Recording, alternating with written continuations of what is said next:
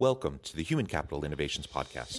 We're your source for personal, professional, and organizational growth and development, where we share original research, explore industry trends, and interview executives and thought leaders from across the globe.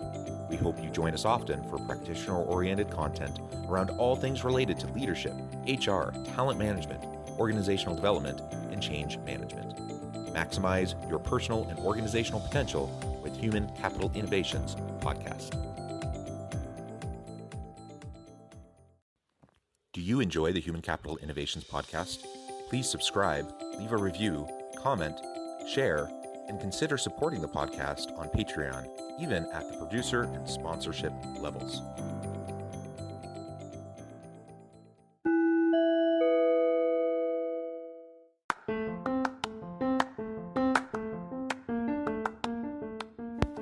Welcome to the Human Capital Innovations Podcast. In this HCI podcast episode, I talk with Dave Jennings about the pit of success, how leaders adapt, succeed, and repeat.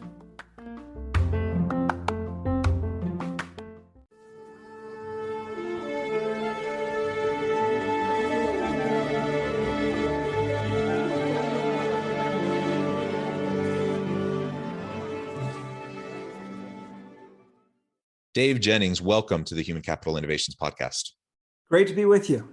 Yeah, it's great to be able to connect. We've been connected for a long time. In fact, you were my professor years ago, and I took a really terrific training and development course from you in my master's program. I loved the course. I followed you in your career ever since on LinkedIn, and we got reconnected recently and explore the idea of getting together to have this podcast conversation. And I'm super excited to be able to explore your new book. The book is titled The Pit of Success: How Leaders Adapt, Succeed, and Repeat. You're co-author on that book, and just a brilliant book. It's a Wall Street Journal #1 bestseller, and I'm excited to explore that with you. As we get started, I just wanted to share Dave's bio with everyone.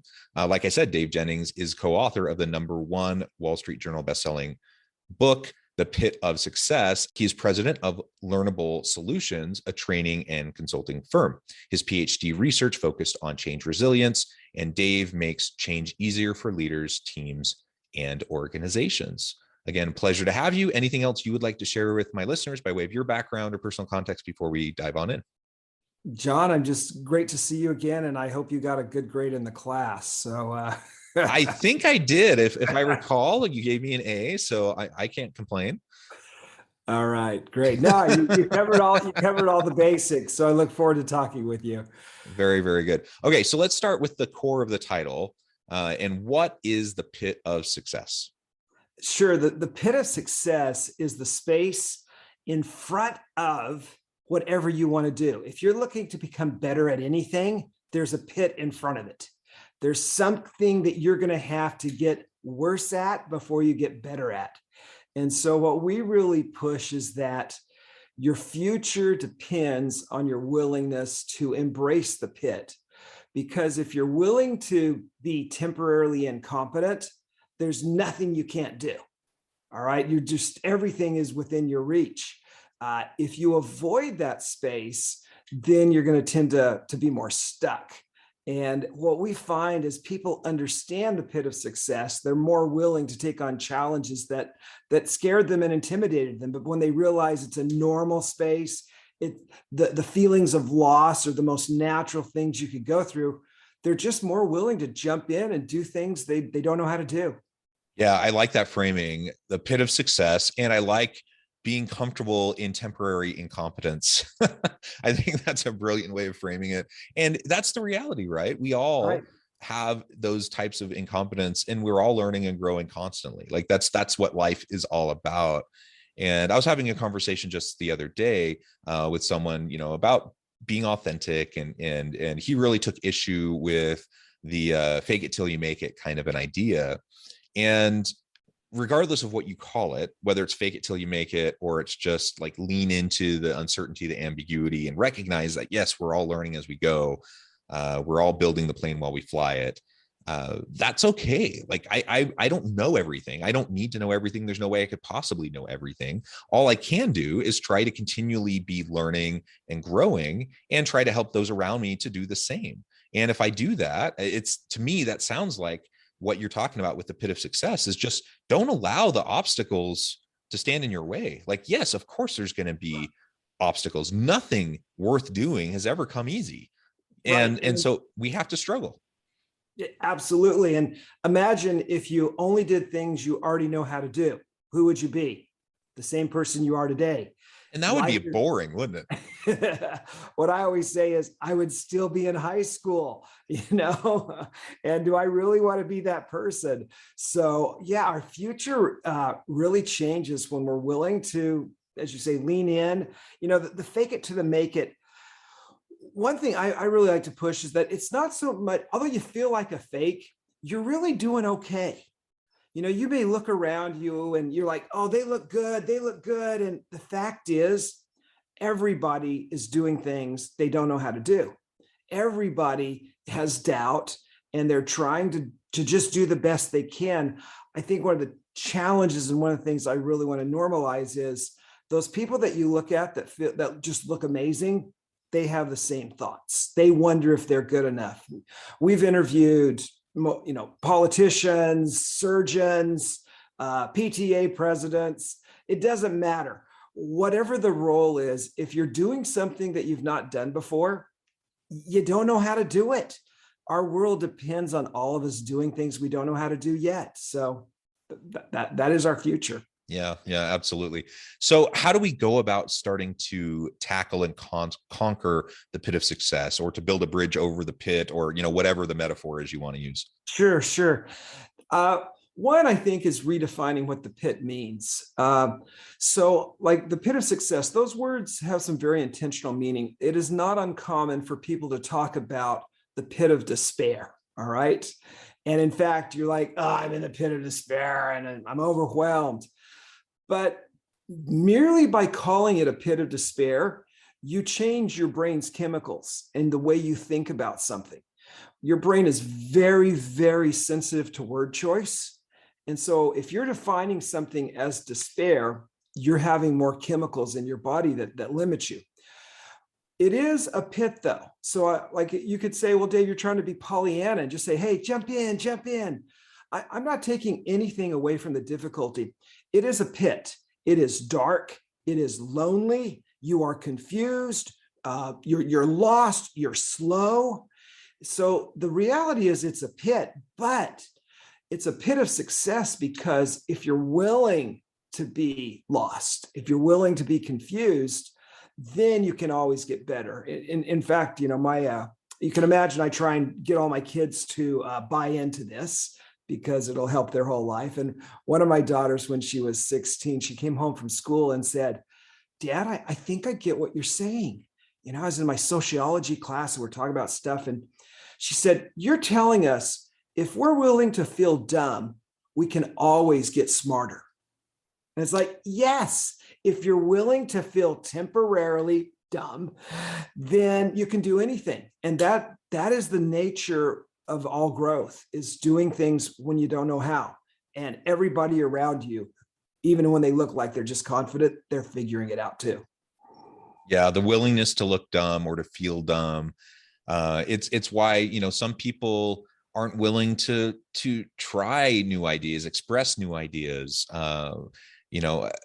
Sometimes I'm kind of a think out loud kind of guy. And so that kind of drives some people crazy, because they like to think through very carefully everything, carefully consider it, and then really craft their words and speak in that way.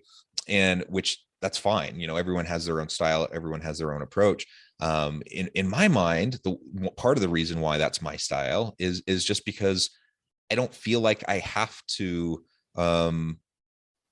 don't have to be so like tied in to whatever I am thinking or saying right in the moment. Like, yes, I'm constantly evolving. I'm taking in new information. I'm reevaluating. Sometimes I'll say something and then realize, you know what? that doesn't make sense, or I don't even agree with myself. I just heard myself say those words and I don't believe that. I don't agree with that. And so we all have our own process. That I guess the question is, are we willing to allow ourselves to go there and to explore? And if we are, then we can start to shine a light on those things that maybe we aren't comfortable with, or things that we do want to unlearn or relearn, or new things we want to go explore altogether, like we've never even tried before. And if we can look temporarily dumb or stupid, or we can recognize that, yeah, sometimes we're going to put our foot in our mouth, we can apologize, we can try to make it better. I don't expect perfection from myself. I don't expect perfection from anybody else around me. And if we can all just kind of give each other permission to learn as we go, then I think that creates a really dynamic environment and a psychologically safe environment where now we can move forward and just experiment and iterate. And as we try new things, we're going to figure out some things work, some things don't work, and we'll be able to progress and move forward. So that's kind of the way I frame it up. And I like the positive framing of the pit, the reality that the pit does exist, and we can't get past that. There are real obstacles, and the reality is some people face bigger obstacles than others. We're both straight white dudes, and that's it brings with it a certain level of privilege, and so our pit looks different, say, than a person of color, or a female, or people who have other disadvantages, because of various societal norms and values.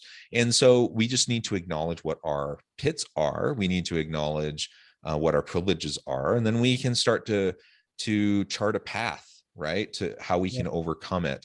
And so I guess awareness, knowledge is half the battle. If we can really just be clear-eyed about those realities, then we can really start to put a plan in place. So what would you say to a leader who's feeling, imposter syndrome? They're feeling overwhelmed. They're feeling like they see what they want to, where they want to go, but they just don't see a way around that pit. How would you approach that? There is no way around the pit. You are going to go through it. I'm very serious that your future depends on your willingness to be temporarily incompetent. The fact is, if you want to learn, you're going to have to do things you don't know how to do. And so one, to me, the defining and accepting it is a reality. And like for myself, I study this, I've studied it for years. And when I do something beyond my experience, I go through it too. And I would argue I probably understand it better than most everybody because of all the research, but it doesn't exclude those feelings of, I thought I would be better. I thought this wouldn't be as hard. I thought I could pull in more. So one is accept that that's just part of it. The other part is to help a leader get through it. So one, define it as norm. If you can accept the normality of it, you have a huge advantage. The other part really connected with that is to accept what my co-author calls the betweenness. When you're in that space, you're between your current expertise and your future expertise. And when you're between, a very common response is, I should be better. You're going to sit there and talk to yourself and say, what's the matter with me? And so what I would push on people is, you're not supposed to be better. You are supposed to be figuring this out. You're not supposed to know. You're supposed to have to work hard. You're supposed to make a few missteps.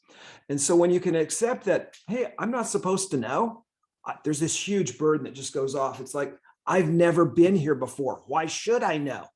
I don't know about you, but when I go to a city I've been to before, I'm okay. But when I get to a city I've never been to, there's this certain, wow, it's the same with learning things. You're in a city you've never been before. You don't know where to turn, and you're going to, hit a few dead ends there. So accepting the betweenness and that not knowing is exactly where you should be. I think that's a big step.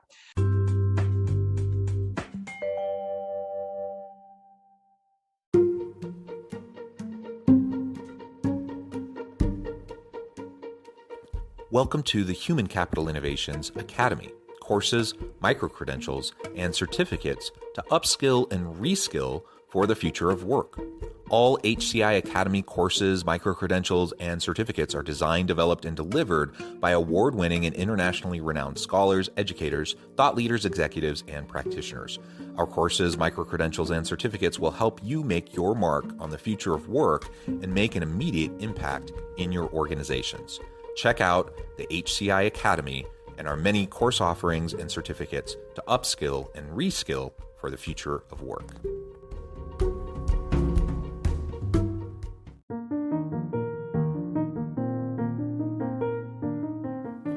Check out our new weekly LinkedIn newsletter, Alchemizing Human Capital, exploring industry trends via original research and interviews with executives and thought leaders from across the globe.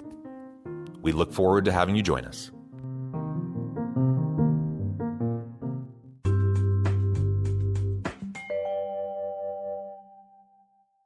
And another one, the research is real clear on taking time to clarify purpose.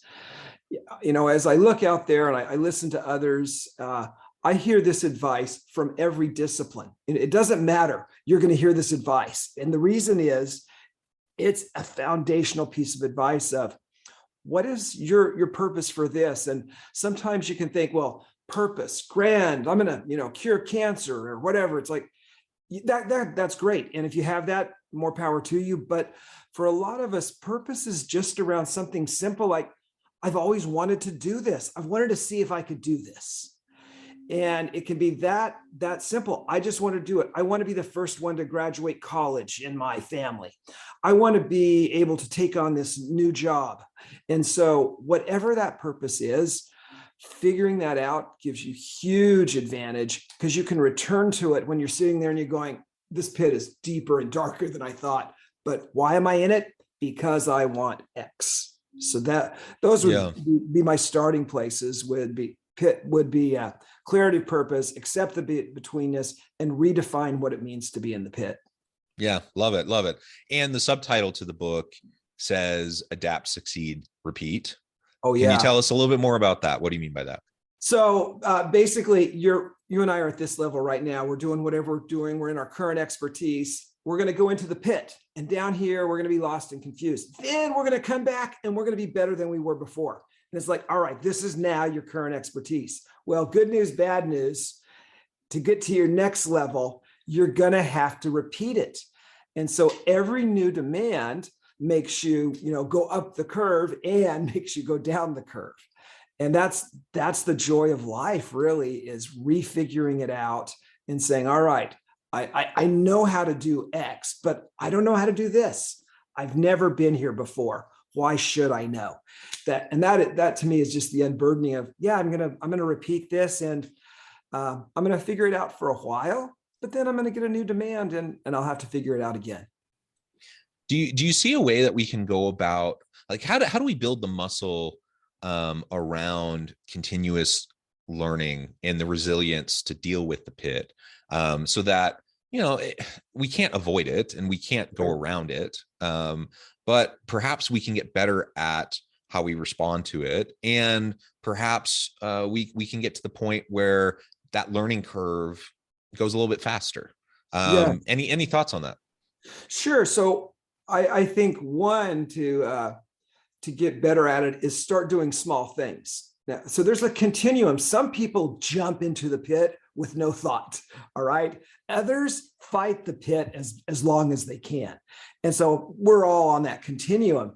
If you're on the end of the continuum that says, I don't want to try things, to me, it's small things.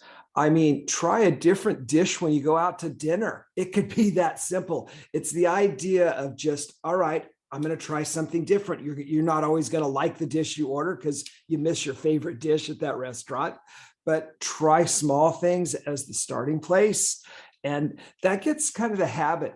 And I know I'm biased, but I think the things we've already talked about also change because you really realize that, okay, it's normal. I'm going to figure it out. And knowing that, I think is a big deal.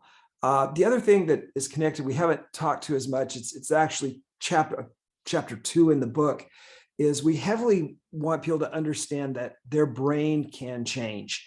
And I have a real bias that When you understand the way your brain rewires, you're more free to embrace the pit. Because a lot of us, you go into something new and you say, this isn't me. I don't have talent for this. I'm lost. I'm confused.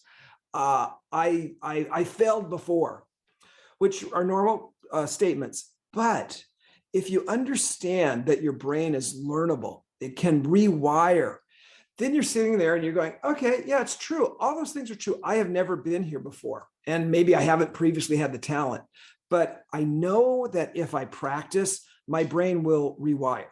Your brain virtually has no choice.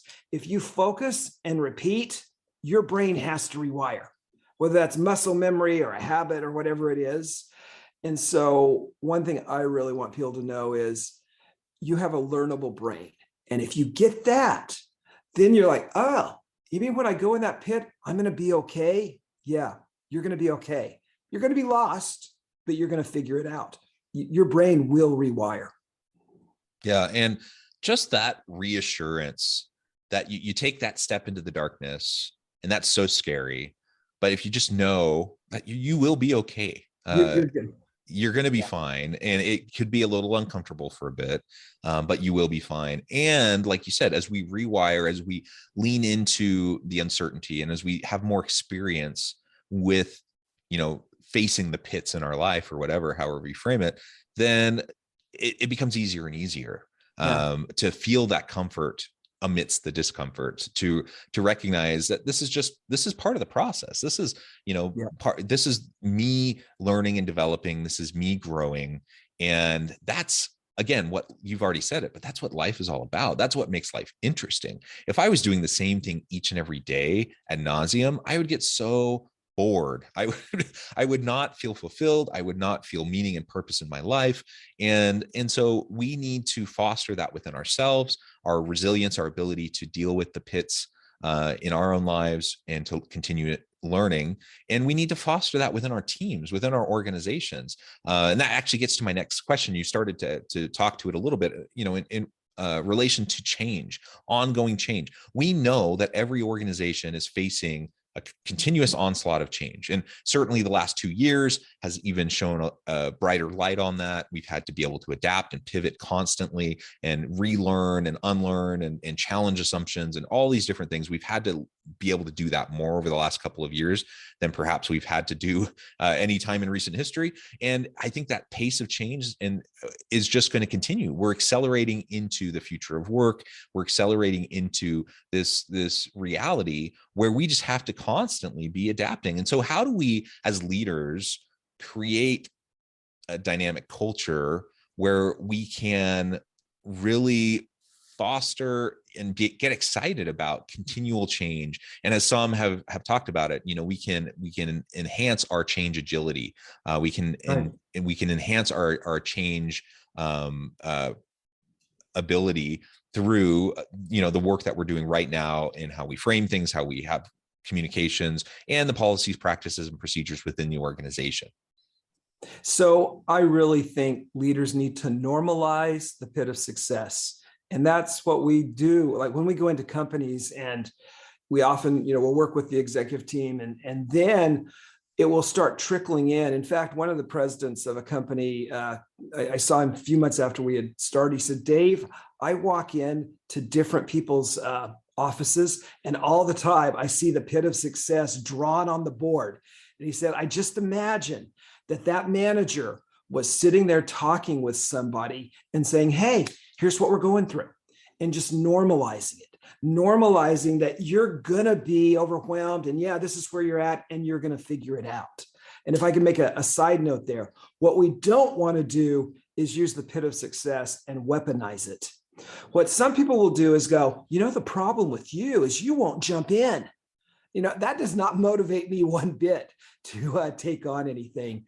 And so to respect that it is a process, to respect that it is really, really hard to leave your current expertise, and to not minimize the difficulties that some people resist that more than others. To me, when we respect that change, rather than, what's the matter with you? also, when we express our own vulnerability, I am always pushing leaders I work with to share their pit and to share that, hey, here's what I'm having to learn right now. Here's what I learned in my last job, and here were the difficulties I had. And right now I'm going through this. The old school of leadership is what, show no vulnerability. And we've heard a lot about vulnerability. And to me, it's not so much vulnerability as it is just normality.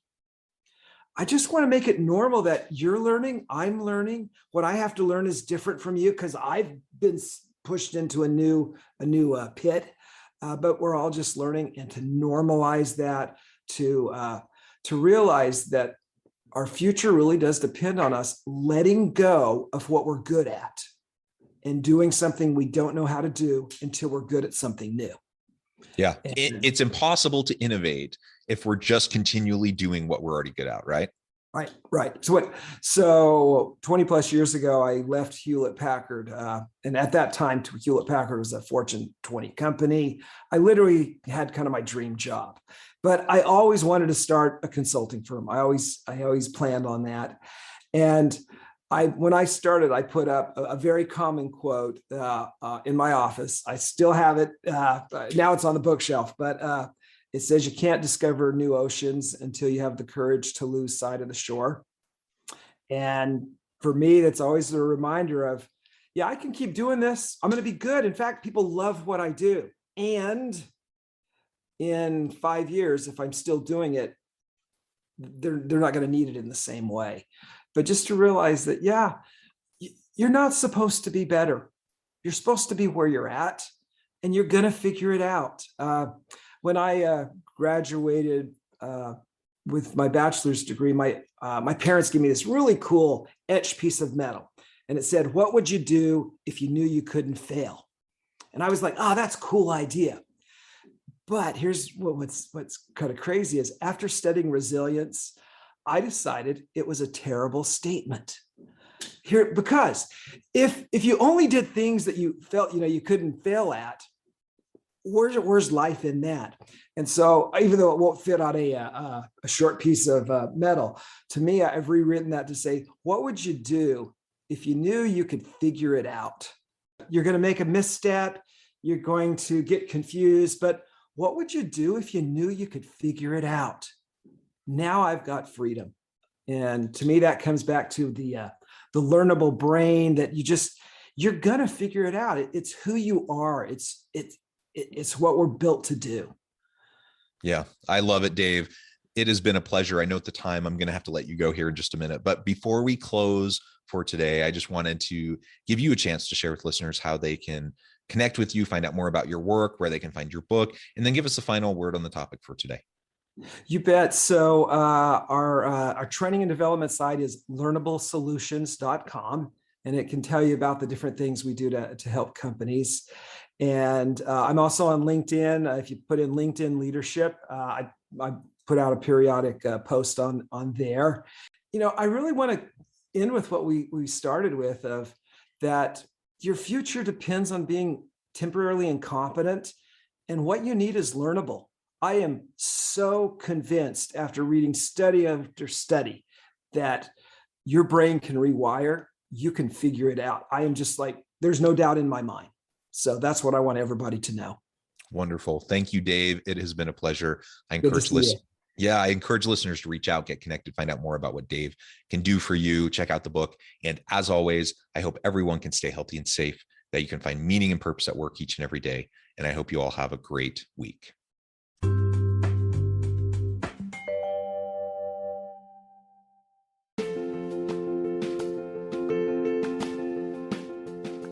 Bluer Than Indigo Leadership, the journey of becoming a truly remarkable leader. Early in my adult life, I learned about an Asian proverb that translates as bluer than indigo. If you think about the color indigo, it is a brilliant, deep, and vibrant blue, what some would call the bluest of blues. To have something that is bluer than indigo is rare and truly remarkable. Contrary to popular myth, there is no one-size-fits-all or cookie-cutter approach to effective leadership. There is no silver bullet, no secret sauce, no go-to model that will solve all of your problems. The truth is, great leaders have all had their unique strengths and flaws, and have all had to discover and then pave their own distinctive path in their life's journey to fulfill their leadership potential. Bluer Than Indigo Leadership will help you discover your own path and explore those ordinary, everyday actions that will help you respond to an uncertain future and produce extraordinary results for individuals, teams, and organizations.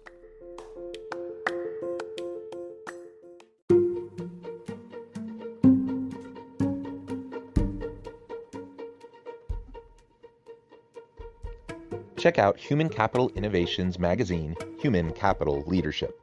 Human Capital Leadership is a free, interactive e-magazine with the mission to help individuals, leaders, and organizations find innovative approaches to maximize their human capital potential. We publish issues quarterly in August, November, February, and May. Take a look at the latest issue and let us know what you think.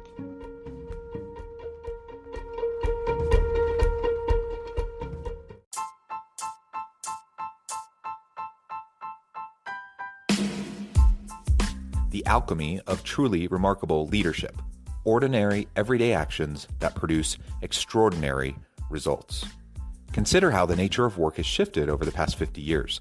With increased globalization, rapid technological advancement, and the shift in economic composition, the average job of today looks very different than the average job of 50 years ago. What will the jobs and organizations of tomorrow look like? Moreover, what does this all mean for organizational leaders? What are the core competencies and capabilities of organizations and their leadership that are prepared for continued disruption and geopolitical and socioeconomic shifts? Regardless of what the future holds, increasingly, leaders need to be socially minded, data-driven, decisive, champions of talent, and disruptors of the traditional notions of leadership, teams, organizations, and work. The alchemy of truly remarkable leadership will help you to explore your own leadership competencies and capabilities and consider ways to apply and implement them into your workplace and personal life.